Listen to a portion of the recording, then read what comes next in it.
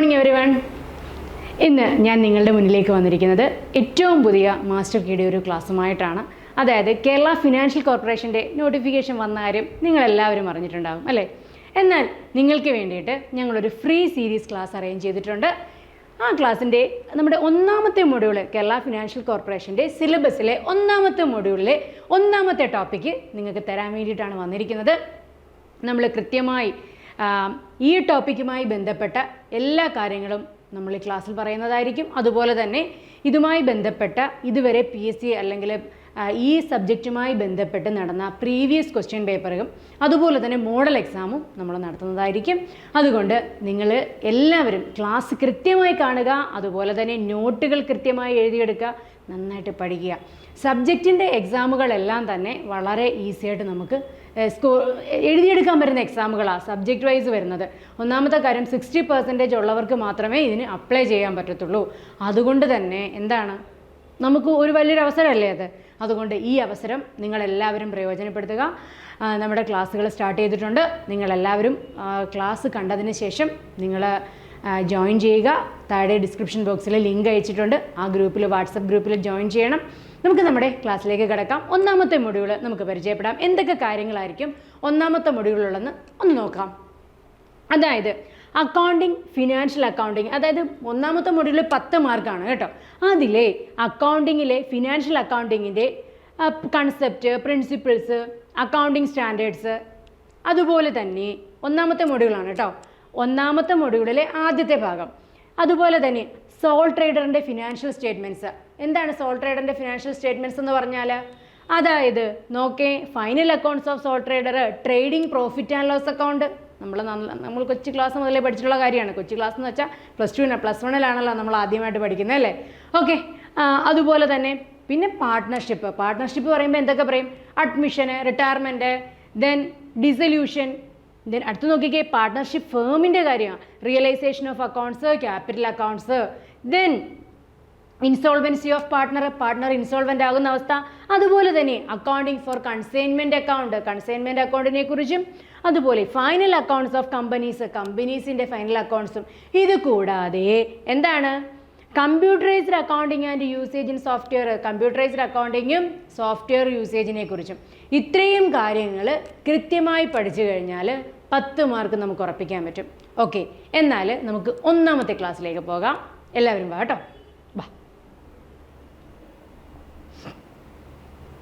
Accounting concepts and conventions. അക്കൗണ്ടിങ്ങിൻ്റെ കൺസെപ്റ്റും കൺവെൻഷനും. എന്താണ് കൺസെപ്റ്റ് എന്ന് പറഞ്ഞാൽ എന്താണ്? കൺവെൻഷൻ എന്ന് പറഞ്ഞാൽ എന്താണ്? അതായത് ഇതിനകത്ത് നമ്മൾ വളരെ ഈസി ആയിട്ടുള്ളൊരു ഒന്നാമത്തെ ഒരു ടോപ്പിക് എന്ന് പറഞ്ഞാൽ വളരെ ഈസിയാണ്. കാര്യം എന്ന് വെച്ച് കഴിഞ്ഞാൽ ഒരു ട്രഡിഷൻ ഫോളോ ചെയ്തിട്ടാണ് നമ്മൾ പണ്ട് കാലം മുതൽ ഒരു ട്രഡിഷൻ മീൻസ് ഒരു കസ്റ്റം, ഇത് ഫോളോ ചെയ്തിട്ടാണ് അക്കൗണ്ടിങ് ട്രാൻസാക്ഷൻസ് എല്ലാം നമ്മൾ എൻ്റർ ചെയ്യുന്നത്. അതിനെക്കുറിച്ച് വളരെ വളരെ ലളിതമായ കാര്യങ്ങളേ ഉള്ളൂ. ഇത് കൃത്യമായി നിങ്ങൾ പഠിച്ചാൽ മതി, വളരെ ഈസിയാണത്.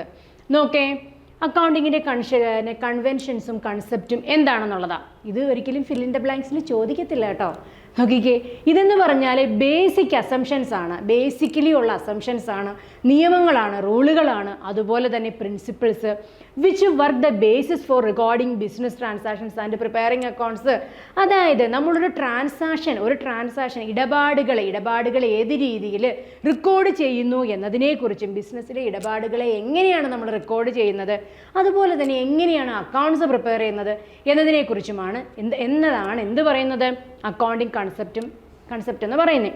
അതുപോലെ തന്നെ ഇതിൻ്റെ ഒരു ലക്ഷ്യം എന്ന് പറഞ്ഞാൽ, മെയിൻ ഒബ്ജക്റ്റീവ് എന്ന് പറഞ്ഞാൽ യൂണിഫോമിറ്റി ആൻഡ് കൺസിസ്റ്റൻസി, സ്ഥിരതയുറപ്പാക്കാനും. അതുപോലെ തന്നെ ഞാനിപ്പോൾ ഒരു പെട്ടിക്കട നടത്തുന്നുണ്ട്, അല്ലെങ്കിൽ ഞാനൊരു തുണിക്കട നടത്തുന്നുണ്ട്, ഞാനൊരു രീതിയിൽ കണക്ക് എഴുതി സൂക്ഷിക്കുക, അതുപോലെ തന്നെ വേറെ തുണിക്കടക്കാരൻ വേറെ രീതിയിൽ എഴുതി വെച്ച് കഴിഞ്ഞാൽ ഒരു യൂണിഫോമിറ്റി ഉണ്ടാവില്ല അല്ലേ? അങ്ങനെ യൂണിഫോമിറ്റി ഉണ്ടാക്കുക, അതുപോലെ തന്നെ ഇങ്ങനെ സ്ഥിരതയുറപ്പാക്കുക, ഇവയെല്ലാമാണ് എന്തിൻ്റെ ലക്ഷ്യം? അക്കൗണ്ടിങ് പ്രിൻസിപ്പിൾസിൻ്റെയും കൺവെൻഷൻ്റെയും ലക്ഷ്യം എന്ന് പറയുന്നത്. ഇതിന് പറയുന്ന പേരാണ് GAAP, generally accepted accounting principles. ഇതെന്ന് പറഞ്ഞാൽ a collection of commonly followed accounting rules and guidelines for financial reporting having universal applicability. ലോകതലത്തിൽ ആപ്ലിക്കബിലിറ്റി ഉള്ള എന്താണ് പറയുന്നത്? Collection of commonly followed accounting rules and guidelines. അക്കൗണ്ടിങ്ങിൻ്റെ റൂൾസും ഗൈഡ് ലൈൻസും നമ്മുടെ കേരളത്തിലുള്ളതുപോലെയുള്ള നിയമങ്ങൾ തന്നെയാണ് ഇന്ത്യക്കകത്ത് മൊത്തത്തിലുള്ളത്. കേരളത്തിലൊരു നിയമം, ഇന്ത്യയിലൊരു നിയമം എന്നൊന്നുമില്ലല്ലോ, അല്ലേ?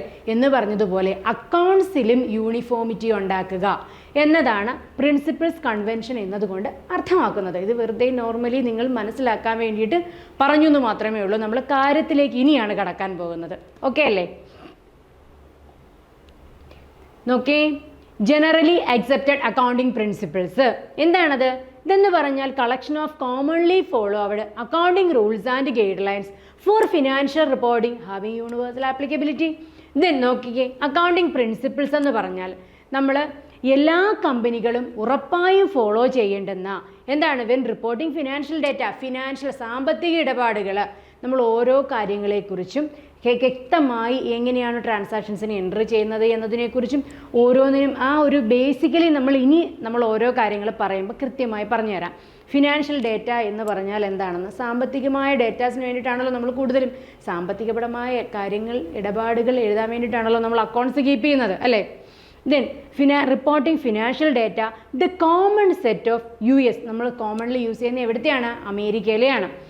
അക്കൗണ്ടിങ് പ്രിൻസിപ്പിൾസിനെ നമ്മൾ ജനറലി അക്സെപ്റ്റഡ് അക്കൗണ്ടിങ് പ്രിൻസിപ്പിൾസ്, പണ്ട് വർഷങ്ങൾക്ക് മുമ്പ് പ്രീവിയസ് ചോദ്യമായിട്ട് ഗ്യാപ്പിൻ്റെ ഫുൾ ഫോം ചോദിച്ചിട്ടുണ്ട്. ഓക്കെ, ഇപ്പം PSCയുടെ ചോദ്യ രീതികൾ മാറി, സ്റ്റേറ്റ്മെൻറ്റ് ടൈപ്പ് ചോദ്യങ്ങളായി. എങ്കിലും നമ്മൾ എല്ലാ കാര്യത്തിനെയും കൃത്യമായും വ്യക്തതയോടെ മനസ്സിലാക്കി പഠിച്ചു കഴിഞ്ഞാൽ ഏത് എക്സാമും നമുക്ക് എഴുതിയെടുക്കാൻ പറ്റും. ഓക്കെ, നമുക്ക് നോക്കാം. അടുത്തത് അക്കൗണ്ടിങ് കൺവെൻഷൻസ്. കൺവെൻഷൻ എന്ന് വെച്ച് കഴിഞ്ഞാൽ ഒരു കസ്റ്റമാണ്, അതായത് എന്താ പറയുക, ഒരു ട്രഡീഷനാണ്. അതായത് നമ്മൾ ഇന്ന ഓരോ കാര്യങ്ങൾ ചെയ്യുന്നതിന് ഓരോ രീതിയുണ്ട്. നോക്കിക്കേ, it is a method of custom അല്ലെങ്കിൽ tradition which accountants having the preparation of accounting statements, these procedures emerging out of usage of custom. നമ്മൾ പണ്ട് മുതലേ ചെയ്തു വരുന്നൊരു രീതിയുണ്ട്, മനസ്സിലായോ? അതിനെയാണ് നമ്മൾ കസ്റ്റം അഥവാ കൺവെൻഷൻ എന്നതുകൊണ്ട് ഉദ്ദേശിക്കുന്നത്. അതുപോലെ അക്കൗണ്ടിങ് സ്റ്റാൻഡേർഡ്സ്, ഇതൊക്കെ നമ്മുടെ സിലബസിലുള്ളതാണ് കേട്ടോ. അക്കൗണ്ടിങ് സ്റ്റാൻഡേർഡ്സ് എന്ന് വെച്ചാൽ common set of accounting policies ആണ്. അതായത് അക്കൗണ്ടിങ്ങിൻ്റെ കോമൺ ആയിട്ട് നമ്മൾ സെറ്റ് ചെയ്ത് വെച്ചിരിക്കുന്ന, പൊതുവായി സെറ്റ് ചെയ്ത് വെച്ചിരിക്കുന്ന കുറച്ച് പോളിസീസ് ആണ്. അതുപോലെ തന്നെ based on the principles, based എന്ന് പറഞ്ഞാൽ എന്തിനെ ബേസ് ചെയ്തിട്ടാണ്? പ്രിൻസിപ്പിൾസിനെ ബേസ് ചെയ്തിട്ട്. എന്തിൻ്റെ പ്രിൻസിപ്പിൾസിനെ? Accounting to be followed, have uniformity in terminology, approach and presentation of result present ചെയ്യുന്നതിന് വേണ്ടിയിട്ടുള്ള യൂണിഫോമിറ്റി അപ്രോച്ചാണ്. മനസ്സിലായോ? ദെൻ നോക്കിക്കേ, accounting standards improve transparency of financial reporting. Accounting standards എന്ന് പറഞ്ഞു കഴിഞ്ഞാൽ ഫിനാൻഷ്യൽ റിപ്പോർട്ടിങ്ങിൻ്റെ ട്രാൻസ്പെറൻസിക്ക് ഏറ്റവും എന്താ പറയുക, ഇമ്പ്രൂവ് ചെയ്യാനായിട്ട് സാധിക്കുന്നു, നല്ലതാക്കാനായിട്ട് സാധിക്കുന്നു. ഓക്കെ, നമുക്ക് നമ്മുടെ അടുത്ത നോക്കിക്കേ, അക്കൗണ്ടിങ് പോളിസീസ്. ഇതെന്ന് പറഞ്ഞാൽ ഈച്ച് എൻ്റർപ്രൈസസ്, അതെന്ന് പറഞ്ഞാൽ ഓരോ എൻ്റർപ്രൈസസുകളും അഡോപ്റ്റ് ചെയ്യുന്ന പല പല പോളിസികളായിരിക്കും. ഞാനൊരു ബിസിനസ് സ്ഥാപനം നടത്തുമ്പോൾ എൻ്റെ പോളിസികളായിരിക്കത്തില്ല വേറൊരു സ്ഥാപനം നടത്തുന്നത്, അല്ലേ? അത് പോളിസികൾ ഓരോ ബിസിനസ്സുകൾക്കനുസരിച്ച് അവർ മാറിക്കൊണ്ടേയിരിക്കും. പോളിസികൾ എപ്പോഴും വ്യത്യസ്തമായിരിക്കും, അല്ലേ? റൂൾസ് ആൻഡ് റെഗുലേഷൻസ്, എന്താ പറയുക, ഡെബിറ്റ്, ക്രെഡിറ്റ്, ഇതിങ്ങനെ ചെയ്യുന്ന കാര്യങ്ങളെല്ലാം എല്ലാം ഒരുപോലെ ആയിരിക്കും. പക്ഷേ എങ്കിൽ എന്താ പറയുക, പോളിസികൾ എപ്പോഴും ചേഞ്ച് ചെയ്തുകൊണ്ടിരിക്കും. ഓക്കെ, അക്കൗണ്ടിങ് പ്രിൻസിപ്പിൾസ്, ഇതിനൊരു ഓവർവ്യൂ നമ്മൾ പറയുന്നേ ഉള്ളൂ. അക്കൗണ്ടിങ് പ്രിൻസിപ്പിൾസ് എന്ന് പറഞ്ഞാൽ റൂൾസ് ആൻഡ് ഗൈഡ് ലൈൻസ് ആണ്. അക്കൗണ്ടിങ് കൺസെപ്റ്റ് എന്ന് പറഞ്ഞാൽ, അക്കൗണ്ടിങ് കൺസെപ്റ്റുകൾ എന്ന് പറഞ്ഞാൽ അസംഷൻസ് അല്ലെന്നുണ്ടെങ്കിൽ കണ്ടീഷൻസ് ആണ്. അസംഷൻസ് അല്ലെങ്കിൽ കണ്ടീഷൻസ് ആണ്. അതുപോലെ അക്കൗണ്ടിങ് കൺവെൻഷൻ എന്ന് പറഞ്ഞാൽ എന്താണ്? കൺവെൻഷൻ ഒരു ട്രഡീഷനാണ്, ഒരു കസ്റ്റമാണ്, ഒരു രീതിയിൽ നമ്മളത് ചെയ്യുന്നതാണ്. അതുപോലെ അക്കൗണ്ടിങ് സ്റ്റാൻഡേർഡ്സ് എന്ന് പറഞ്ഞാൽ കോമൺ പോളിസീസ് ആണ്, കോമൺ ആയിട്ട് അഡോപ്റ്റ് ചെയ്യുന്ന പോളിസീസ് ആണ്. ദെൻ അക്കൗണ്ടിങ് പോളിസീസ് എന്ന് പറഞ്ഞാൽ apply accounting principles into practice. നമ്മുടെ അക്കൗണ്ടിങ് പ്രിൻസിപ്പിൾസിനെ പ്രാക്ടീസിലേക്ക് കൊണ്ടുവരുന്നതിനാണ് നമ്മൾ എന്തെന്ന് പറയുന്നത്? Accounting policies.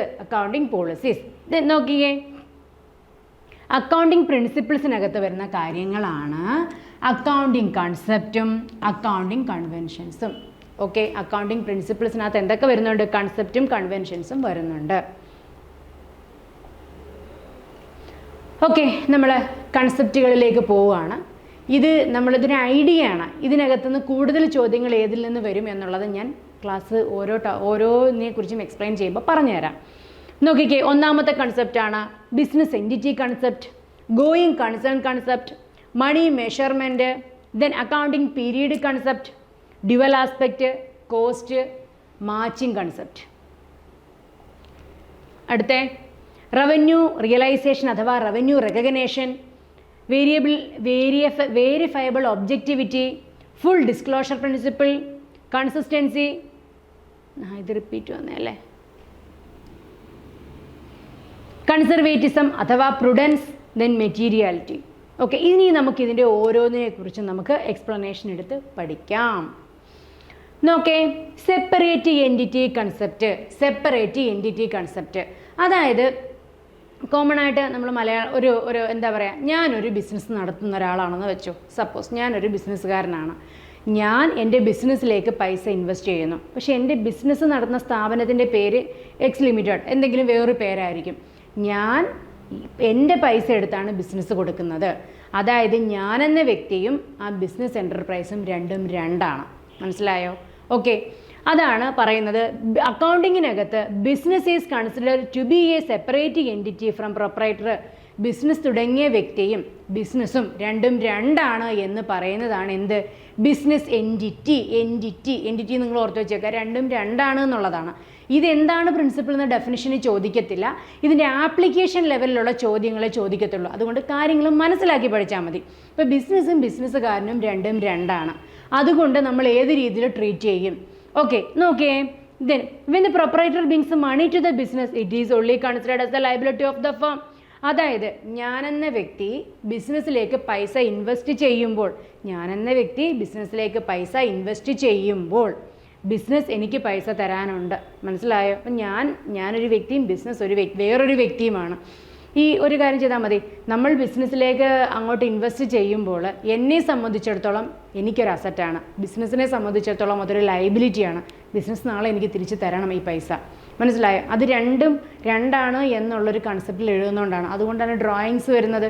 ബിസിനസ്സുകാരൻ ബിസിനസ്സിൽ നിന്നും സ്വന്തം ആവശ്യങ്ങൾക്ക് വേണ്ടി പൈസ എടുത്തുകൊണ്ട് പോകുമ്പോൾ നമ്മൾ ഡ്രോയിങ്സ് ആയിട്ടല്ലേ ട്രീറ്റ് ചെയ്യുന്നത്, അല്ലേ?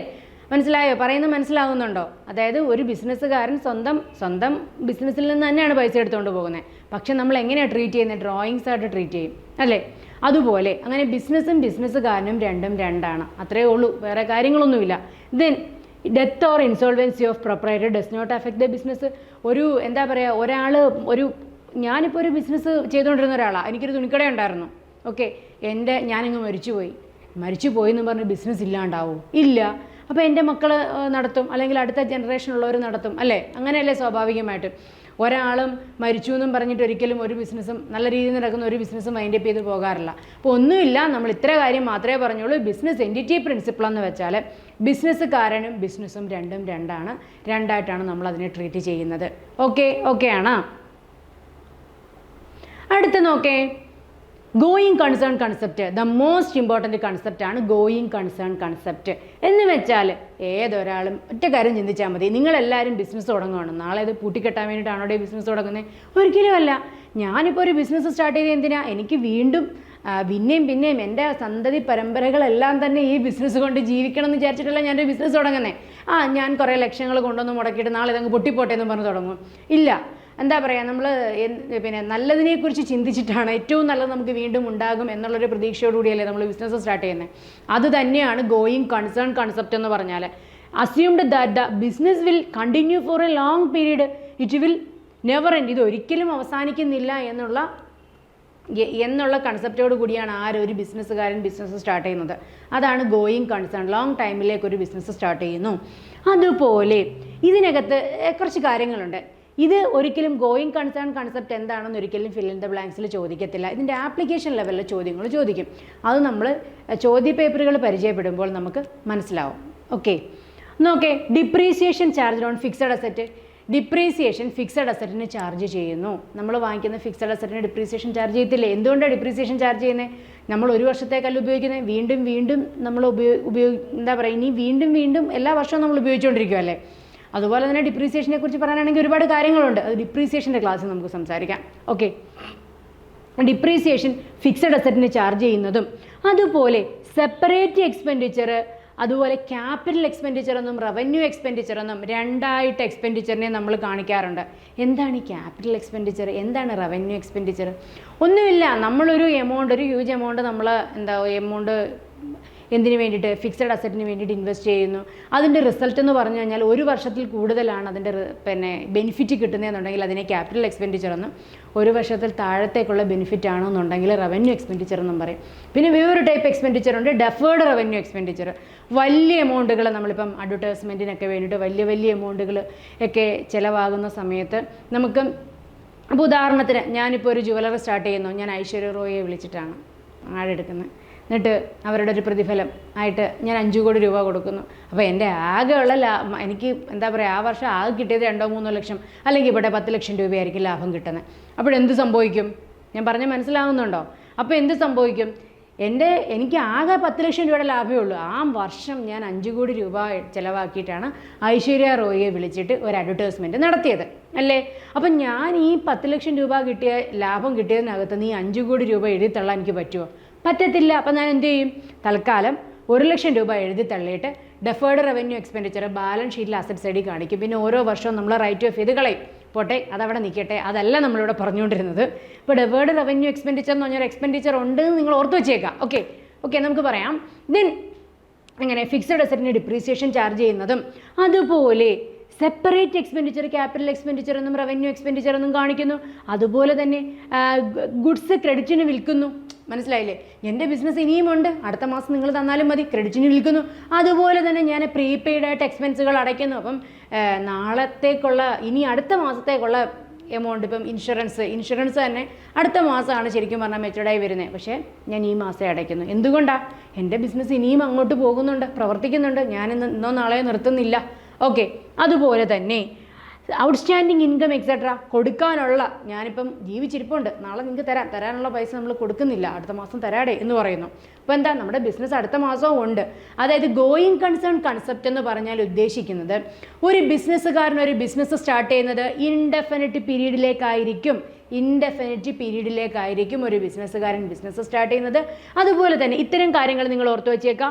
ഡിപ്രീസിയേഷൻ ഫിക്സഡ് അസറ്റിന് ചാർജ് ചെയ്യുന്നതും, അതുപോലെ തന്നെ എക്സ്പെൻഡിച്ചറിനും ക്യാപിറ്റൽ എക്സ്പെൻഡിച്ചറിനും അക്കൗണ്ടുകൾ നമ്മൾ ട്രീറ്റ് ചെയ്യുന്നതും, സെപ്പറേറ്റ് എക്സ്പെൻഡിച്ചേഴ്സ് ആയിട്ട് കാണുന്നതും, അതുപോലെ തന്നെ പിന്നെ പ്രീപെയ്ഡ് എക്സ്പെൻസ് ആയിക്കോട്ടെ, അതുപോലെ ഔട്ട്സ്റ്റാൻഡിങ് ഇൻകംസ്, ദെൻ ക്രെഡിറ്റിന് സാധനങ്ങൾ കൊടുക്കുക, ക്രെഡിറ്റ് സെയിൽസ്, ഇതെല്ലാം തന്നെ എന്താണ്, ഗോയിങ് കൺസേൺ കൺസെപ്റ്റിൻ്റെ ആപ്ലിക്കബിലിറ്റിയാണ്.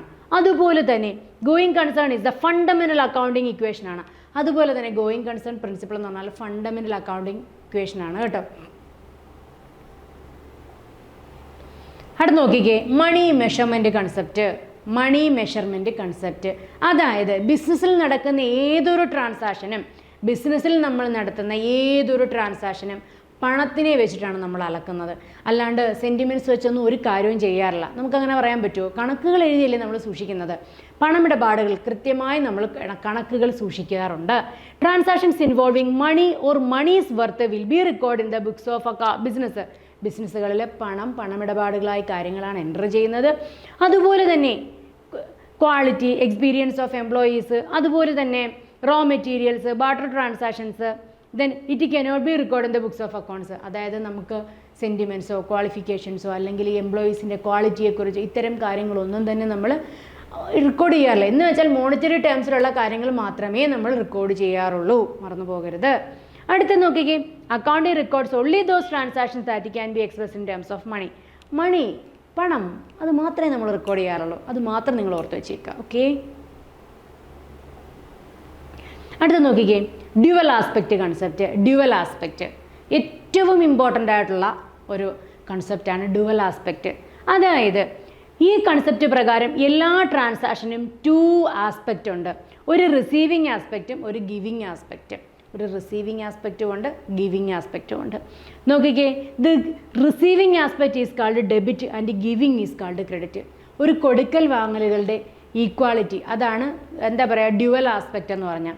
ഒരു ട്രാൻസാക്ഷൻ നടത്തുമ്പോൾ 2 എണ്ണം കാണും. ഒരാൾ കൊടുക്കുന്ന ആളും കാണും, ഒരാൾ വാങ്ങുന്ന ആളും കാണും. മനസ്സിലായോ? അത്രേ ഉള്ളൂ. ഒരാൾ കൊടുക്കുന്നു, കൊടുക്കുന്ന ആളെ, അതായത് നമ്മൾ ഈ പറയുന്ന ടൈപ്പ് ഓഫ് അക്കൗണ്ട്സുകളൊക്കെ നമ്മൾ ഡീറ്റെയിൽ ആയിട്ട് പഠിക്കും. കേട്ടോ. അപ്പം നമുക്ക് കൂടുതൽ കാര്യങ്ങൾ പറയാം. ഓക്കെ, നമ്മളിപ്പം ഡ്യുവൽ ആസ്പെക്റ്റ് എന്ന് പറഞ്ഞു കഴിഞ്ഞാൽ എല്ലാ ട്രാൻസാക്ഷനും 2 ആസ്പെക്റ്റ് ഉണ്ട്. ഗിവിങ് ആസ്പെക്റ്റും കാണും, റിസീവിങ് ആസ്പെക്റ്റും കാണും. അത്രയേ ഉള്ളൂ. ക്രെഡിറ്റും കാണും, ഡെബിറ്റും കാണും. ഗിവിങ് ആസ്പെക്റ്റിനെ, റിസീവിങ്ങിനെ നമ്മൾ ഡെബിറ്റ് എന്നും ഗിവിങ്ങിനെ നമ്മൾ എന്ത് ചെയ്യും, ക്രെഡിറ്റ് എന്നും പറയുന്നു. അത്രയേ ഉള്ളൂ. ബേസിക്കലി അത്രയും മനസ്സിലാക്കിയിരിക്കുക. ഓക്കെ,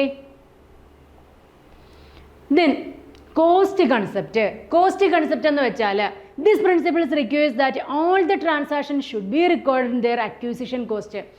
എത്ര രൂപയ്ക്കാണോ ഒരു സാധനം, ഒരു ഫിക്സഡ് അസറ്റ്, എന്ത് സാധനമായാലും നമ്മൾ വാങ്ങിയത്, ബിസിനസ്സിലേക്ക് വാങ്ങിയത്, അതിൻ്റെ അക്വിസിഷൻ കോസ്റ്റ് എത്രയായോ, അതായത് ഞാനിപ്പം ഒരു ഫർണിച്ചർ വാങ്ങി, ഞാൻ കടയിൽ പോയി ഒരു ഓട്ടോ വിളിക്കാൻ വേണ്ടിയിട്ട് ഒരു ഓട്ടോ കൂലി 100 രൂപയായി. എന്നിട്ട് നമ്മൾ കടയിൽ പോയി, അവിടുന്ന് ആ ഓട്ടോയ്ക്കകത്ത് കൊണ്ടുവരാൻ പറ്റത്തില്ലായിരുന്നു ആ ഫർണിച്ചർ, അവിടുന്ന് വേറൊരു വണ്ടി വിളിച്ച് കയറ്റി ഇറക്കി അവർക്കെല്ലാം പൈസയൊക്കെ കൊടുത്ത് ഞാൻ എൻ്റെ വീട്ടിൽ കൊണ്ടുവന്ന് ഫിക്സ് ചെയ്ത് അതിന് കുറച്ച് ഇൻസ്റ്റലേഷൻ ചാർജസും ആയി. അപ്പോൾ ഇതിനെല്ലാം എത്ര രൂപയായോ, ഇതിനെല്ലാത്തിൻ്റെയും കൂടി കോസ്റ്റ് എത്രയായോ ആ കോസ്റ്റാണ് നമ്മൾ ആ അസറ്റിൻ്റെ കോസ്റ്റായിട്ട് നമ്മൾ കണക്കാക്കുന്നത്. അക്വിസിഷൻ കോസ്റ്റ് നമ്മൾ ടോട്ടൽ കോസ്റ്റ് നമ്മൾ എടുക്കും. ദെൻ നോക്കിക്കേ, this principles requires that all the transaction should be recorded at their acquisition cost. Acquisition കോസ്റ്റിൽ നമ്മളത് കണക്കാക്കും. അതുപോലെ തന്നെ കോസ്റ്റ് ഓഫ് അക്വിസിഷൻ ഞാൻ തൊട്ട് പറഞ്ഞില്ലേ, എന്തെല്ലാം ആ ഒരു ഒരു അസറ്റ് നമ്മുടെ ബിസിനസ്സിലേക്ക് കൊണ്ടുവന്നപ്പോൾ അതിന് എന്തെല്ലാം എക്സ്പെൻസുകൾ ചിലവായോ അതെല്ലാം ഇതിൻ്റെ കൂടെ ആഡ് ചെയ്തിട്ടാണ് നമ്മൾ കാണിക്കുന്നത്. മനസ്സിലായോ? Then transportation charge, loading charge, installation charge etcetera add to that machineries original cost according to this concept. ഈ കൺസെപ്റ്റ് പ്രകാരം എന്ന് വെച്ചാൽ ഒന്നും ചിന്തിക്കേണ്ട, ഒരു ബിസിനസ്സിലേക്ക് നമ്മളൊരു അസറ്റ് വാങ്ങുമ്പോൾ നമുക്ക് എന്തെല്ലാം അതുമായി ബന്ധപ്പെട്ട് എന്തെല്ലാം എക്സ്പെൻസുകൾ ചിലവായോ അതെല്ലാം തന്നെ ഇൻസ്റ്റലേഷൻ, അത് ഉപയോഗിക്കുന്നത് വരെ, നമ്മളൊരു സാധനം കൊണ്ടുവന്നാൽ നമുക്ക് ഉപയോഗിക്കാൻ തക്കവണ്ണം ആക്കുന്നത് വരെ എന്തെല്ലാം ചിലവുകളുണ്ടായോ അതെല്ലാം തന്നെ ഇതിനോട് ആഡപ്പ് ചെയ്യണം. അതിനെയാണ് നമ്മൾ എന്തെന്ന് പറയുന്നത്, കോസ്റ്റ് കൺസെപ്റ്റ് എന്ന് പറയുന്നത്. Then accounting period concept. Period concept എന്ന് പറഞ്ഞു കഴിഞ്ഞാൽ നമുക്കറിയാം, ബിസിനസ്സിനെന്ന് പറഞ്ഞാൽ ഇൻഡെഫിനിറ്റ് പീരീഡ് ആണുള്ളത്.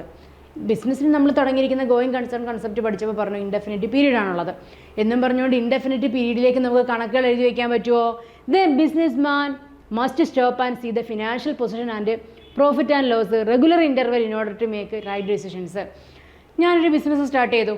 ഓക്കെ, ഞാനിങ്ങനെ കണക്കൊന്നും നോക്കുന്നില്ല, ഞാൻ ഇങ്ങനെ പൊയ്ക്കൊണ്ടേ ഇരിക്കുകയാണോ, 1 വർഷമായി 2 വർഷമായി ഇങ്ങനെ കണക്കെഴുതുന്നു പോകുന്നു, എൻ്റെ തൽക്കാലം ചിലവുകളൊക്കെ നടക്കുന്നുണ്ട്. പക്ഷേ നമുക്കറിയണ്ടേ, നമുക്ക് കൃത്യമായി നമ്മൾ അവലോകനം നടത്തണ്ടേ, ഒരു ഇവാലുവേഷൻ നടത്തണ്ടേ, നമ്മളൊരു വിലയിരുത്തൽ നടത്തണ്ടേ. നമുക്ക് 1 വർഷം അല്ലെങ്കിൽ ഒരു വർഷത്തിൽ എത്ര രൂപ വരുമാനം വന്നു, എത്ര രൂപ ചിലവായി, വരവിനെയും ചിലവിനെയും കുറിച്ചും നമുക്ക് എന്തെല്ലാം കാര്യങ്ങൾ ഡിഫക്റ്റുകൾ സംഭവിച്ചു, ഇനി എന്തെല്ലാം കാര്യങ്ങൾ ഇമ്പ്രൂവ് ചെയ്യാൻ പറ്റും. അങ്ങനെ എല്ലാ ബിസിനസ്സും, ഏതൊരു ബിസിനസ്സും അങ്ങനെയല്ലേ ചെയ്യുന്നത്. അങ്ങനെ നമ്മൾ നമ്മുടെ പരാജയങ്ങളെ തിരിച്ചറിഞ്ഞ് മുന്നോട്ട് പോയെങ്കിൽ മാത്രമല്ലേ നമുക്ക് വിജയിക്കാൻ പറ്റുള്ളൂ. എന്നതുപോലെയാണ് ബിസിനസ്സിൻ്റെ കാര്യത്തിലും. അപ്പം നമ്മൾ എന്ത് ചെയ്യുക, പീരീഡ് കൺസെപ്റ്റ് എന്ന് പറഞ്ഞാൽ ഒരു നിശ്ചിത പീരീഡിലേക്കുള്ള കണക്കുകൾ നമ്മൾ നോക്കും. അതിന് വേണ്ടിയിട്ട് അക്കൗണ്ട്സ് നമ്മൾ ഒരു നിശ്ചിത പീരീഡിലേക്ക് നമ്മൾ പ്രിപ്പയർ ചെയ്യുന്നു. നോർമലി എന്ന് പറഞ്ഞാൽ 1 വർഷത്തേക്കായിരിക്കും, 12 മന്ത് അല്ലെങ്കിൽ 1 വർഷത്തേക്ക് നമ്മൾ കണക്കുകളെല്ലാം നോക്കും. എത്ര വരവുണ്ടായിരുന്നു, എത്ര ചിലവുണ്ടായിരുന്നു എന്നതിനെക്കുറിച്ച് നമ്മൾ നോക്കും. എന്നിട്ട് എവിടെയാണ് നമുക്ക് ചിലവ് കൂടിയത്, അല്ലെങ്കിൽ വരുമാനം കൂട്ടാൻ നമുക്ക് എന്തെല്ലാം ചെയ്യാൻ പറ്റും, അങ്ങനെയുള്ള കാര്യങ്ങൾക്ക് വേണ്ടി തീരുമാനമെടുക്കണം. അതിന് വേണ്ടിയിട്ട് വന്നതാണ് എന്തെന്ന് പറയുന്നത്, accounting period concept. Accounting period എന്ന് പറഞ്ഞാൽ ഓക്കെ. അടുത്ത് നോക്കിക്കേ, മാച്ചിങ് കൺസെപ്റ്റ്. മോസ്റ്റ് ഇമ്പോർട്ടൻ്റ് കാര്യമാണ് കേട്ടോ മാച്ചിങ് കൺസെപ്റ്റ് എന്ന് പറഞ്ഞാൽ. Under this concept cost or expenses of the business and accounting period should be compared with revenue of that period in order to ascertain the profit or loss. നമുക്ക് നമ്മളൊരു ബിസിനസ്സിൽ പൈസ ചിലവാക്കുന്നതിനനുസരിച്ച് ഒന്നുകിൽ ഞാനിപ്പോൾ ഒരു 5000 രൂപയുടെ സാധനം വാങ്ങിച്ചു, എക്സാമ്പിൾ, ഞാൻ 5000 രൂപയുടെ സാധനം വാങ്ങിച്ചു. ദെൻ ഞാനത് വിറ്റത് 6000 രൂപയ്ക്കാണ്. 6000 രൂപയ്ക്കാണ്. മനസ്സിലായി? 2 സൈഡും നമ്മൾ ടാലിയായിട്ട് പോകണം. അപ്പോൾ 5000 രൂപയായി, 6000 രൂപയ്ക്ക് വിറ്റു, അപ്പം 5000 പ്ലസ് ലാഭം. അതായത് നമ്മൾ ഉദ്ദേശിക്കുന്നതെന്ന് വെച്ചാൽ കണക്ക് വളരെ കൃത്യമായി ടാലിയാക്കി നമ്മൾ മുന്നോട്ട് പോകണം. എങ്ങനെയാണ്? ഈ കൺസെപ്റ്റ് പ്രകാരം റവന്യൂവും നമ്മുടെ വരുമാനവും അത് അപ്പോഴുണ്ടായ എക്സ്പെൻസുകളും നമ്മൾ കമ്പയർ ചെയ്യുമ്പം എന്നിട്ട് ലാഭമാണോ നഷ്ടമാണോ നമ്മൾ കണക്കാക്കും. മനസ്സിലായോ? അതിനെയാണ് നമ്മൾ പറയുന്ന മാച്ചിങ് പ്രിൻസിപ്പിൾ എന്ന്. ദെൻ ഈ അക്കൗണ്ടിങ് അഡ്ജസ്റ്റ്മെൻറ്റ്സ് ആയിട്ടുള്ള outstanding expense, prepaid, accrued income, unearned income, ഇതെല്ലാം തന്നെ ഈ കൺസെപ്റ്റ് പ്രകാരമാണ് വന്നത്. ഇത് ഓർത്ത് വെച്ചേക്കണം. ഇതായിരിക്കും പരീക്ഷയ്ക്ക് ചോദിക്കുന്നത്. ഈ തരം ഇത് ഔട്ട്സ്റ്റാൻഡിങ് എക്സ്പെൻസും പ്രീപെയ്ഡ് എക്സ്പെൻസും ഒക്കെ വന്നത് ഏത് കൺസെപ്റ്റിൻ്റെ, ഏത് പ്രിൻസിപ്പിൾസിൻ്റെ ആപ്ലിക്കബിലിറ്റി ആണെന്നായിരിക്കും ചോദിക്കുന്നത്. അതായത് നമ്മൾ ഈ വർഷം ഉണ്ടായ ചിലവുകളാണ്, ഈ വർഷം ഉണ്ടായ ചിലവുകൾ ഈ വർഷം ഉണ്ടായതായിട്ട് തന്നെ നമ്മൾ കണക്കാക്കണം. അടുത്ത വർഷത്തെ നമ്മൾ കൊടുക്കുമ്പോൾ എന്താണ്, അഡ്വാൻസ് ആണ്. മനസ്സിലായോ? ആഡ് ഔട്ട്സ്റ്റാൻഡിങ്, കൊടുക്കാനുള്ളതിനെ നമ്മൾ ആഡ് ചെയ്ത് വെക്കണം. നമ്മൾ കൊടുത്തിട്ടുള്ളതാണെങ്കിലോ ലെസ് പ്രീപെയ്ഡ് ആയിട്ട് നമ്മൾ കൊടുത്തിരിക്കുകയാണെങ്കിൽ നമ്മളതിനെ കുറയ്ക്കണം. അങ്ങനെയാണ് നമ്മൾ ചെയ്യുന്നത്. നോക്കിക്കേ, എല്ലാ അഡ്ജസ്റ്റ്മെൻറ്റ്സ്, ഔട്ട്സ്റ്റാൻഡിങ് എക്സ്പെൻസ് ആയിക്കോട്ടെ, പ്രീപെയ്ഡ് എക്സ്പെൻസ് ആയിക്കോട്ടെ, അക്രൂഡ് ഇൻകം ആയിക്കോട്ടെ, അണേൺഡ് ഇൻകം ആയിക്കോട്ടെ, ഇതെല്ലാം തന്നെ നമ്മൾ അക്കൗണ്ട്സ് ചെയ്യുന്ന സമയത്ത് എടുക്കാറുണ്ട്, ചെയ്യാറുണ്ട്. എന്തുകൊണ്ടാണ് ഈ ഒരു പ്രിൻസിപ്പിൾസ് പ്രകാരമാണ് നമ്മൾ ചെയ്യുന്നത്. അതായത് ഈ വർഷം എത്ര രൂപ വരുമാനമുണ്ടായോ, ഈ വർഷം എത്ര രൂപ ചിലവുണ്ടായോ, അതെല്ലാം തന്നെ മാച്ച് ചെയ്തിരിക്കണം. എക്സ്പെൻസുകളും റവന്യൂവും തമ്മിൽ നമ്മൾ കൃത്യമായി മാച്ച് ചെയ്തിരിക്കണം. അതുകൊണ്ടാണ് ഇതിനെ പറയുന്നത് എന്ത് പേര്, മാച്ചിങ് പ്രിൻസിപ്പിൾസ് എന്ന്. അതല്ലേ പറയുന്നത്, compared with revenue of that period to ascertain profit or loss. മനസ്സിലായോ? അടുത്തത് റവന്യൂ റിയലൈസേഷൻ അഥവാ റവന്യൂ റെക്കഗ്നേഷൻ എന്ന് പറയും. റവന്യൂ റെക്കഗ്നേഷൻ എന്ന് വെച്ചാൽ revenue should be realised at the point of sales of goods and services provided by the business. എപ്പോഴാണോ നമ്മൾ business ചെയ്യുന്നത്, അതായത് ഞാൻ ഇന്നാണ് എൻ്റെ ഒരു ഇന്ന് രാവിലെ എഴുന്നേറ്റ് എനിക്ക് ആദ്യം ഒരാൾ 5 കിലോ അരി മേടിച്ചുകൊണ്ട്, പക്ഷേ പൈസ തന്നില്ല, നാളെ തരാമെന്ന് പറഞ്ഞിട്ടാണ് മേടിച്ചത്. അപ്പം നമ്മൾ ഇന്ന് ഇത് എൻ്റർ ചെയ്യുമോ അതോ നാളെ എൻ്റർ ചെയ്യുമോ? ഇന്ന് തന്നെ അത് എൻ്റർ ചെയ്യണം. പക്ഷേ അത് കടമായിട്ടാണ് വാങ്ങിച്ചുകൊണ്ട് പോയത്, ക്രെഡിറ്റ് സെയിലിൻ്റെ അണ്ടറിലായിരിക്കും വരുന്നത്. ക്യാഷ് വന്നില്ല, സാധനം പോയി, പകരം ഒരു കടക്കാരനുമായി, ഡെപ്റ്ററുമായി, അതുപോലെ തന്നെ നമ്മുടെ കയ്യിൽ നിന്ന് സാധനം പോവുകയും ചെയ്തു. മനസ്സിലായോ?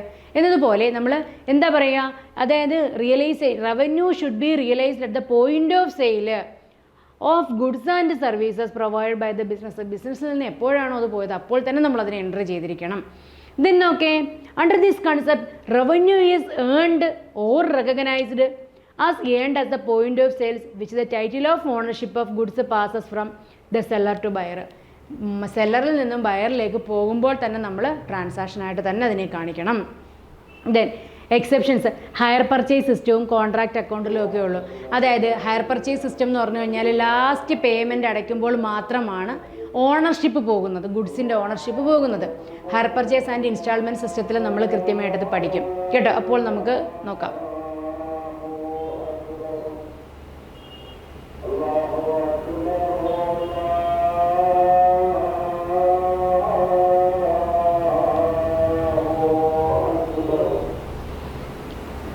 Verifiable objective or objective evidence concept. അതായത് ഏതൊരു ട്രാൻസാക്ഷൻ നടത്തുമ്പോൾ കൃത്യമായി എവിഡൻഷ്യൽ പ്രൂഫ് ഉണ്ടായിരിക്കണം, സോഴ്സ് ഡോക്യുമെൻറ്റ്സ് ഉണ്ടായിരിക്കണം. നോക്കേ, എന്ന് പറഞ്ഞാൽ it means all the entries in the accounting records R verifiable with supporting documentary evidence like receipts, vouchers, bills, bank statement etcetera. ഏതൊരു ട്രാൻസാക്ഷൻ നടത്തുമ്പോൾ നമുക്ക് എന്തുണ്ടായിരിക്കണം? ഒരു വൗച്ചർ ഉണ്ടായിരിക്കണം, അഥവാ സോഴ്സ് ഡോക്യുമെൻ്റ് ഉണ്ടായിരിക്കണം. അതിനെ വെച്ചിട്ടാണ് നമ്മളിപ്പം എന്താ പറയുക, ഓഡിറ്റൊക്കെ ചെയ്യുന്ന സമയത്ത് ആ ഒരു ഡോക്യുമെൻ്ററി എവിഡൻസ് വെച്ചിട്ടായിരിക്കും നമ്മൾ അത് ഓഡിറ്റ് ചെയ്യുന്നത്, കൃത്യമായിട്ടാണോ നമ്മൾ ചെക്ക് ചെയ്യുന്നത്. ഓക്കെ, അതിനെയാണ് പറയുന്നത് വെരിഫയബിൾ ഒബ്ജക്റ്റീവ് അഥവാ ഒബ്ജക്റ്റീവ് എവിഡൻസ് കോൺസെപ്റ്റ് എന്ന് പറയുന്നത്. അടുത്ത പ്രിൻസിപ്പിളാണ് കൺസിസ്റ്റൻസി. എന്താണ് കൺസിസ്റ്റൻസി? സ്ഥിരത. നമ്മൾ നേരത്തെ പറഞ്ഞായിരുന്നല്ലോ, ഈ അക്കൗണ്ടിങ് കോൺസെപ്റ്റുകളെല്ലാം തന്നെ ഇൻഡെഫിനിറ്റ് പീരീഡിലേക്കായിരിക്കും നമ്മൾ ബിസിനസ് സ്റ്റാർട്ട് ചെയ്യുന്നത്. നമ്മൾ പറഞ്ഞു ഇൻഡെഫിനിറ്റ് പീരീഡിലേക്കല്ലേ നമ്മൾ ബിസിനസ് സ്റ്റാർട്ട് ചെയ്യുന്നത്. അതുകൊണ്ട് തന്നെ കഴിഞ്ഞ വർഷത്തെയും ഈ വർഷത്തെയും തമ്മിൽ നമ്മൾ കമ്പയർ ചെയ്യുന്നത് വളരെ ഇമ്പോർട്ടൻ്റ് അല്ലേ. കമ്പാരിസൺ പോസിബിൾ ആവണം, എങ്കിൽ മാത്രമേ ലാഭങ്ങളും നഷ്ടങ്ങളും നമുക്ക് അറിയാൻ പറ്റത്തുള്ളൂ, ബിസിനസ്സിന് ആവശ്യമായ തീരുമാനങ്ങൾ എടുക്കാൻ പറ്റത്തുള്ളൂ. ഇതെല്ലാം പറഞ്ഞില്ലേ. കമ്പയർ ചെയ്യണമെങ്കിൽ എന്ത് വേണം? കഴിഞ്ഞ വർഷം ഫോളോ ചെയ്ത എല്ലാ അക്കൗണ്ട്സ് കാര്യങ്ങൾ തന്നെയാണോ ഈ വർഷവും ഫോളോ ചെയ്യുന്നത്, എങ്കിൽ മാത്രമേ നമുക്ക് കമ്പയർ ചെയ്യാൻ പറ്റത്തുള്ളൂ. നമ്മൾ കഴിഞ്ഞ വർഷം എന്ന് വെച്ച് കഴിഞ്ഞാൽ ഡിപ്രീസിയേഷൻ 5% ചാർജ് ചെയ്തു, ഇപ്രാവശ്യം 10% പറ്റത്തില്ല. അതുപോലെ തന്നെ റിട്ടേൺ ഡൗൺ വാല്യൂ മെത്തേഡിലായിരുന്നു കഴിഞ്ഞ വർഷം, ഇപ്രാവശ്യം നമ്മളത് ഫിക്സഡ് ഇൻസ്റ്റാൾമെൻ്റ് ആക്കി. ചെയ്യാൻ പറ്റില്ല, അങ്ങനെയുള്ള കാര്യങ്ങളൊന്നും ചെയ്യാൻ പറ്റില്ല. എല്ലാ കാര്യങ്ങളും നമ്മൾ സ്ഥിരതയോടെ ആയിരിക്കണം ചെയ്യേണ്ടത്. കഴിഞ്ഞ വർഷം ചെയ്ത അതേ കാര്യങ്ങൾ തന്നെയാണ് ഈ വർഷവും അക്കൗണ്ട്സ് കാര്യങ്ങളിൽ ഫോളോ ചെയ്യേണ്ടത്. നോക്കേ, the accounting practices should remain same 1 year to another.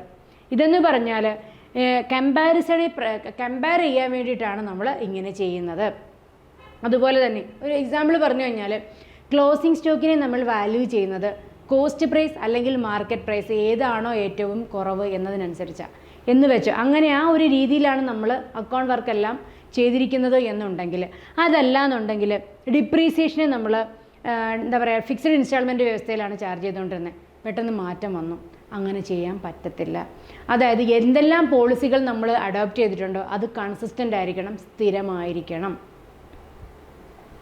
അടുത്തത് നോക്കിക്കേ, ഫുൾ ഡിസ്ക്ലോഷർ പ്രിൻസിപ്പിൾ എന്ന് വെച്ചാൽ അക്കൗണ്ട്സ് സംബന്ധമായ എല്ലാ കാര്യങ്ങളും ഡിസ്ക്ലോസ് ചെയ്തിരിക്കണം. അക്കൗണ്ട്സ് വർക്കിൽ ഡിസ്ക്ലോസ് ചെയ്തിരിക്കണം, ഫിനാൻഷ്യൽ സ്റ്റേറ്റ്മെൻറ്റിൽ ഉണ്ടായിരിക്കണം.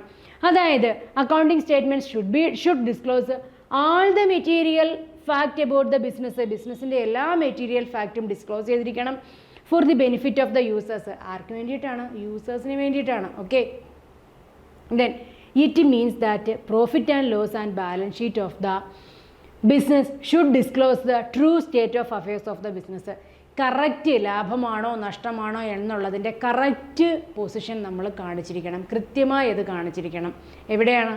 എവിടെയാണ് ഫുൾ ഡിസ്ക്ലോഷർ പ്രിൻസിപ്പിൾ അനുസരിച്ച്.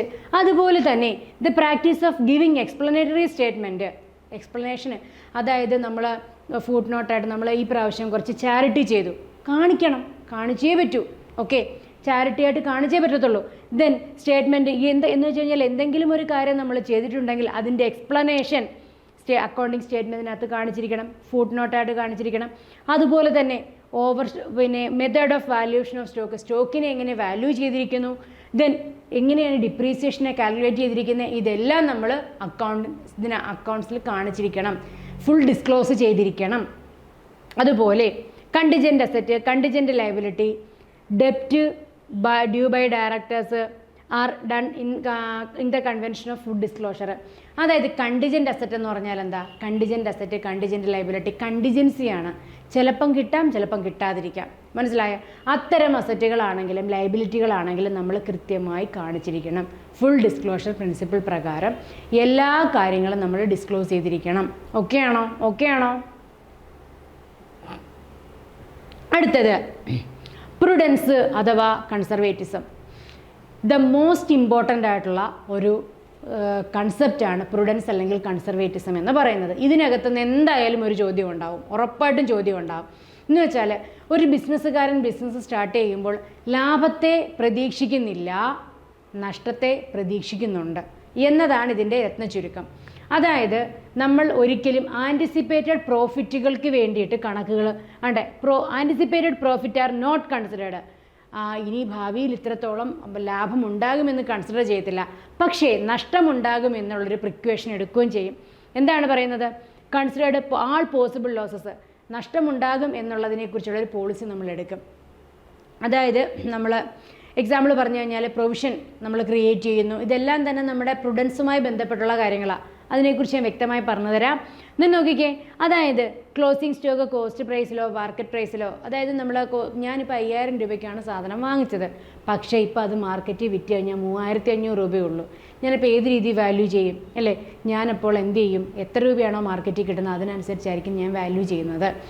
അതായത് ഒന്നുമില്ല, പ്രുഡൻസ് എന്ന് പറഞ്ഞാൽ ലാഭത്തിനെ ഒന്നും പ്രതീക്ഷിക്കുന്നില്ല, പക്ഷെ നഷ്ടങ്ങളെ ഞാൻ പ്രതീക്ഷിക്കുന്നുണ്ട് എന്നുള്ളൊരു കോൺസെപ്റ്റാണ് പ്രുഡൻസ് അഥവാ കൺസർവേറ്റിസം എന്ന് പറയുന്നത്. ദെൻ ഡിപ്രീസിയേഷൻ ചാർജ് ചെയ്യുന്നത്, അതുപോലെ തന്നെ പ്രൊവിഷനും റിസർവുകളും ക്രിയേറ്റ് ചെയ്യുന്നത്, then profit on sale of fixed അസറ്റിനെ ഒരു ഫിക്സഡ് അസറ്റ് വിറ്റ് കഴിഞ്ഞ് അതിൽ നിന്ന് ലാഭം കിട്ടുകയാണെന്നുണ്ടെങ്കിൽ നമ്മൾ ക്യാപിറ്റൽ റിസർവിലേക്ക് മാറ്റുന്നത്, ഇതെല്ലാം തന്നെ കൺസർവേറ്റിസം എന്ന പ്രിൻസിപ്പിൾസിൻ്റെ ആപ്ലിക്കബിലിറ്റിയാണ്. അതായത് ഒരു എക്സാമ്പിൾ ഞാൻ പറഞ്ഞു കഴിഞ്ഞാൽ, എനിക്ക് 5 ലക്ഷം രൂപയുടെ ഡെപ്റ്റേഴ്സ് ഉണ്ട്, എനിക്ക് 5 ലക്ഷം രൂപ പുറത്തുനിന്ന് കിട്ടാനുണ്ട്. എൻ്റെ ടോട്ടൽ ഡെപ്റ്റേഴ്സ് 5 ലക്ഷം രൂപയാണ്. അതിനകത്ത് കുറേയെങ്കിലും ആളുകൾ എനിക്ക് പൈസ തരത്തില്ല, കുറച്ചെങ്കിലും ആൾക്കാർ. ഇപ്പോൾ 5 ലക്ഷം രൂപ കിട്ടാനുണ്ടെങ്കിൽ ചിലപ്പം 5 ലക്ഷവും പുറത്തുനിന്ന് കിട്ടണമെന്നൊന്നുമില്ല. അപ്പോൾ ഞാൻ എന്ത് ചെയ്യും? എല്ലാ വർഷവും എൻ്റെ ലാഭത്തിൽ നിന്നും എല്ലാ വർഷവും പ്രൊവിഷൻ ഫോർ ബാഡ് ഡെറ്റ് എന്ന് പറഞ്ഞിട്ട് ഞാൻ ഒരു നിശ്ചിത പെർസെൻറ്റേജ് ആ ടോട്ടൽ ഡെറ്റേഴ്സിൽ നിന്നും, എക്സാമ്പിൾ 5 ലക്ഷം രൂപ ഡെറ്റേഴ്സ് ഉണ്ട്, അതിനകത്തുനിന്ന് ഒരു 10% വീതം, 5 ലക്ഷം രൂപയുടെ 10% വീതം ഞാൻ എന്ത് ചെയ്യുന്നു, എല്ലാ വർഷവും ലാഭത്തിൽ നിന്നും എഴുതിത്തള്ളും. മനസ്സിലായോ? അപ്പോൾ എനിക്ക് വരും വർഷങ്ങളിൽ ആരെങ്കിലും തന്നില്ല എന്നുണ്ടെങ്കിലും എൻ്റെ ബിസിനസ്സിന് വലിയ നഷ്ടം സംഭവിക്കത്തില്ല. മനസ്സിലായോ? അതിനെയാണ് നമ്മൾ പ്രൊവിഷൻ എന്ന് പറയുന്നത്. പ്രൊവിഷൻസ് നമ്മൾ ക്രിയേറ്റ് ചെയ്ത് വെക്കും. മനസ്സിലായോ? ഓക്കെ, ദെൻ നോക്കിക്കുക. അങ്ങനെ നമ്മൾ എന്താ പറയുക, പ്രൊവിഷൻസ്, റിസർവ് എല്ലാം നമ്മൾ ക്രിയേറ്റ് ചെയ്യുന്നത് ഏത് പ്രകാരമാണ്? പ്രുഡൻസ് അഥവാ കൺസർവേറ്റിസം എന്ന് പറഞ്ഞ കൺസെപ്റ്റ് പ്രകാരമാണ്. മറന്നു പോകരുത്. അടുത്ത് നോക്കി, ദെൻ മെറ്റീരിയാലിറ്റി. അതായത് ചെറിയൊരു ഒരു ചെറിയൊരു മെറ്റീരിയലായിട്ടുള്ളൊരു ഫാക്റ്റ് ഉണ്ടെങ്കിൽ പോലും നമ്മളത് റെക്കോർഡ് ചെയ്തിരിക്കണം. എന്താണ് ഈ പ്രിൻസിപ്പിൾ പ്രകാരം? ഇമ്പോർട്ടൻ്റ് മെറ്റീരിയൽ ഫാക്റ്റ് എല്ലാം തന്നെ നമ്മൾ ഫിനാൻഷ്യൽ സ്റ്റേറ്റ്മെൻറ്റിൽ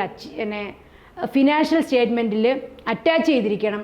ഇതുപോലെ തന്നെ ഇൻസിഗ്നിഫിക്കൻ്റ് ആയിട്ടുള്ള അൺഇമ്പോർട്ടൻ്റ് ആയിട്ടുള്ളതും അത്ര പ്രാധാന്യമല്ലാത്ത കാര്യങ്ങളെ നമുക്ക് അവോയ്ഡ് ചെയ്യാം, വേണമെങ്കിൽ ഒഴിവാക്കാം. ദെൻ നോക്കിക്കേ, ഫിഗേഴ്സ് നമ്മളിപ്പം 999 റൗണ്ട് ചെയ്ത് നമുക്ക് 100 ആക്കാം, 1000 ആക്കാം. ദെൻ 0.005 അങ്ങനെയാണെങ്കിൽ നമുക്ക് അതിന് എല്ലാം ഒരു റൗണ്ട് ഫിഗറിൽ നമ്മൾ എഴുതണം. ദെൻ പിന്നീട് എന്താ പറയുന്നത്? Small items purchase from long time. നമ്മൾ കുറേ നാളത്തേക്ക് നമ്മൾ സ്മാൾ ഐറ്റംസ് വാങ്ങിച്ചു, ചെറിയ ഇപ്പോൾ പേപ്പറോ പേനയോ കുറേ നാളത്തേക്ക് നമ്മൾ എഴുതുമല്ലോ, എഴുതാൻ വേണ്ടി മേടിക്കുന്നു, സ്റ്റാപ്ലറൊക്കെ വാങ്ങിക്കുന്നു. അപ്പം അത് നമ്മൾ സ്മാൾ ഐറ്റംസ് ആണ്. അതിനെല്ലാം നമ്മൾ ഫിക്സഡ് അസറ്റിൻ്റെ ലോങ് റണ്ണിൽ നമ്മൾ ഉപയോഗിച്ചാലും അതിനെ സ്റ്റേഷനറി ആയിട്ട് കണക്കൂട്ടിയാൽ മതി. ഒന്നുമില്ല, എല്ലാ മെറ്റീരിയൽ ഫാക്റ്റും നമ്മൾ ഡിസ്ക്ലോസ് ചെയ്തിരിക്കണം. കൃത്യമായി മെറ്റീരിയൽ ഫാക്റ്റിനെ എല്ലാം തന്നെ നമ്മൾ അറ്റാച്ച് ചെയ്തിരിക്കണം ഫിനാൻഷ്യൽ സ്റ്റേറ്റ്മെൻറ്റിനകത്ത്. അതുപോലെ തന്നെ അൺഇമ്പോർട്ടൻ്റ് ആയിട്ടുള്ളതിനെ നമ്മൾ ഒഴിവാക്കുക, അതിനെ വേറെ ഹെഡിൽ കാണിക്കണം. അറ്റ് ദ സെയിം ടൈം തന്നെ നമുക്ക് റൗണ്ട് ചെയ്യാനായിട്ടും പറ്റും. ഓക്കെ ആണോ? അടുത്ത് നോക്കിക്കേ, ടൈംലിനെസ്. അതായത് ഈ അക്കൗണ്ടിങ് ഇൻഫർമേഷൻ എല്ലാം തന്നെ provided to the users in time and frequently. കൃത്യസമയത്ത് കൃത്യമായി എൻ്റെ യൂസേഴ്സിലേക്ക് അക്കൗണ്ടിങ് ഇൻഫർമേഷൻസ് എല്ലാം എത്തിക്കണം. അതിനെയാണ് നമ്മൾ എന്തെന്ന് പറയുന്നത്? ടൈംലിനെസ് എന്ന് പറയുന്നത്. അതുപോലെ തന്നെ അതായത് താമസിച്ചാണ് നമ്മളിത് late or obsolete information is presented timely and right decisions cannot be taken. നമ്മൾ കൃത്യമല്ലാത്ത സമയത്താണ് ഇത് കിട്ടുന്നതെന്നുണ്ടെങ്കിൽ കൃത്യമായി തീരുമാനം എടുക്കാൻ പറ്റുമോ? പറ്റത്തില്ല. നമ്മൾ ഇപ്പോൾ കൊറോണ വന്ന് നമ്മുടെ കോവിഡ് വന്ന സമയത്ത് വലിയ ബിസിനസ് സംരംഭങ്ങളൊന്നും എല്ലാം തൽക്കാലത്തേക്കൊന്നും വലിയ കാര്യങ്ങളൊന്നും നടത്തിയില്ലായിരുന്നു അല്ലേ? നേരെ മറിച്ച് ചില ആളുകളെന്ന് പറഞ്ഞു കഴിഞ്ഞാൽ ആ സമയത്താണ് ബിസിനസ്സിൽ ഫ്ലറിഷ് ആയത്. ഇപ്പോൾ മാസ്ക് കമ്പനിക്കാരായിക്കോട്ടെ, അതുപോലെ തന്നെ സാനിറ്റൈസറിൻ്റെ എന്തെല്ലാം ടൈപ്പ് സാനിറ്റൈസറുകളാണ് വന്നത് അല്ലേ? ഏതെല്ലാം ടൈപ്പ് പല കളറുകളിലെ മാസ്ക് വന്നു അല്ലേ? നമ്മൾ നേരത്തെ ഇതൊന്നും ഉപയോഗിക്കാത്ത ആൾക്കാരല്ലായിരുന്നോ? ഇപ്പോഴും പിന്നെ പഴയ അവസ്ഥ തന്നെ ആയി. എങ്കിൽ പോലും മാസ്ക് അങ്ങനെ കുറേ ആൾക്കാർ അതുകൊണ്ട് രക്ഷപ്പെടുകയും ചെയ്തു അല്ലേ? എന്നതുപോലെ എന്താണോ ട്രെൻഡ് അതിനനുസരിച്ചാണ് നമ്മൾ കാര്യങ്ങൾ ചെയ്യുന്നത്. ഓക്കെ, ടൈംലിനെസ് എന്ന് വെച്ച് കഴിഞ്ഞാൽ നമ്മൾ കൃത്യമായ ആ ടൈമിൽ നമ്മൾ അക്കൗണ്ട്സ് വർക്കുകളെല്ലാം ചെയ്യണം, കൃത്യമായി എൻഡ് യൂസേഴ്സിലേക്ക് എത്തിക്കണം എന്നുള്ളതാണ്. Okay, then substance over legal form. The transactions are record according to their substances not legality. സബ്സ്റ്റൻസിനനുസരിച്ച് തന്നെ നമ്മൾ എന്ത് ചെയ്യണം? എല്ലാ കാര്യങ്ങളും എല്ലാ ട്രാൻസാക്ഷൻസും റെക്കോർഡ് ചെയ്തിരിക്കണം. ഇതാണ് നമ്മുടെ ഇന്നത്തെ ക്ലാസ്സിനകത്തുള്ളത്. ഇനി നമുക്ക് അക്കൗണ്ടിങ് സ്റ്റാൻഡേർഡ്സും കൂടിയുണ്ട്. എനിക്ക് നിങ്ങളോട് പറയാനുള്ളത് ഇത്രയും കാര്യങ്ങൾ നമ്മൾ 10 മാർക്കാണ് ഒന്നാമത്തെ മൊഡ്യൂളിനകത്തുനിന്നുള്ളത്. ഇതിനകത്തുനിന്ന് നമ്മൾ ഈ പറഞ്ഞ ടോപ്പിക്കിനകത്തുനിന്ന് എന്തായാലും 1-2 ചോദ്യങ്ങൾ ഉറപ്പായും ഉണ്ടാകും. പക്ഷേ ചോദിക്കുന്ന ചോദ്യങ്ങൾ ഒരിക്കലും ഡെഫിനിഷൻ ആയിരിക്കത്തില്ല, ആപ്ലിക്കേഷൻ ലെവലുള്ള ചോദ്യങ്ങളായിരിക്കും ചോദിക്കുന്നത്. ഇതുമായി ബന്ധപ്പെട്ട് ഒരു ക്വസ്റ്റ്യൻ ഡിസ്കഷൻ ക്ലാസ് ഉണ്ടായിരിക്കും. കൃത്യമായി നിങ്ങൾ ക്ലാസ്സുകൾ കാണുക, കൃത്യമായി ഫോളോ ചെയ്യുക. നമ്മുടെ മാസ്റ്റർ കെ അക്കാഡമി പുതിയ ക്ലാസ്സുകൾ ആരംഭിച്ചിട്ടുണ്ട്. ഇതിൽ നമ്മൾ സിലബസ് അനുസരിച്ച് കൃത്യമായ പ്ലാനിങ്ങോടുകൂടി സ്റ്റഡി പ്ലാനുകളോടുകൂടിയായിരിക്കും ക്ലാസ്സുകൾ കണ്ടക്ട് ചെയ്തിരിക്കുന്നത്. റെക്കോർഡഡ് ക്ലാസ്സുകളുണ്ട്, പ്രീവിയസ് ക്വസ്റ്റ്യൻ ഡിസ്കഷൻ ക്ലാസ്സുകളുണ്ട്. എല്ലാത്തിനെക്കുറിച്ചും വളരെ സിസ്റ്റമാറ്റിക് വേയിലാണ് നിങ്ങളെ നമ്മൾ കൊണ്ടുപോകുന്നത്. ഉറപ്പായും ക്ലാസ്സുകൾ നിങ്ങൾ ഈ ഫ്രീ ക്ലാസ്സുകൾ കണ്ടതിന് ശേഷം നിങ്ങൾക്ക് ക്ലാസ്സുകളിൽ ജോയിൻ ചെയ്യാൻ താല്പര്യമുണ്ടെന്നുണ്ടെങ്കിൽ താഴെ കാണുന്ന ലിങ്കിൽ ക്ലിക്ക് ചെയ്തതിന് ശേഷം വാട്സപ്പ് ഗ്രൂപ്പിൽ ജോയിൻ ചെയ്യണം, ഫ്രീ വെബിനാറിൽ പങ്കെടുക്കണം. ഓക്കെ, എല്ലാവർക്കും ഈ ക്ലാസ് വളരെ പ്രയോജനപ്പെട്ടു എന്നാണ് എൻ്റെ വിശ്വാസം. ആപ്ലിക്കേഷൻ ലെവലുള്ള ക്വസ്റ്റ്യൻസുകൾ നിങ്ങൾ വർക്കൗട്ട് ചെയ്യുക, നന്നായിട്ട് പഠിക്കുക.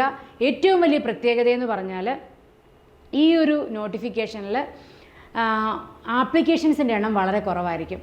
ഒന്നാമത്തെ കാര്യം 60% മേളിലുള്ളവർക്ക് മാത്രമേ കേരള ഫിനാൻഷ്യൽ കോർപ്പറേഷനിലെ നോട്ടിഫിക്കേഷനിൽ അപ്ലൈ ചെയ്യാൻ പോലും പറ്റുള്ളൂ. അതുകൊണ്ട് തന്നെ കുറേ പേര് തന്നെ ആ ആപ്ലിക്കേഷൻ അയക്കാൻ പറ്റാത്തവർ കുറേ പേരുണ്ട്. അതുകൊണ്ട് തന്നെ നന്നായി പഠിച്ച് കൃത്യമായി ഫോളോ ചെയ്ത് കഴിഞ്ഞാൽ, ഫോക്കസ് ചെയ്ത് കഴിഞ്ഞാൽ, മനസ്സിലാക്കി പഠിച്ചു കഴിഞ്ഞാൽ നമുക്കിത് ഈസി ആയിട്ട് കിട്ടും. ക്വസ്റ്റ്യൻ പേപ്പർ ഡിസ്കഷൻ വളരെ ഇമ്പോർട്ടൻ്റ് ആണ്.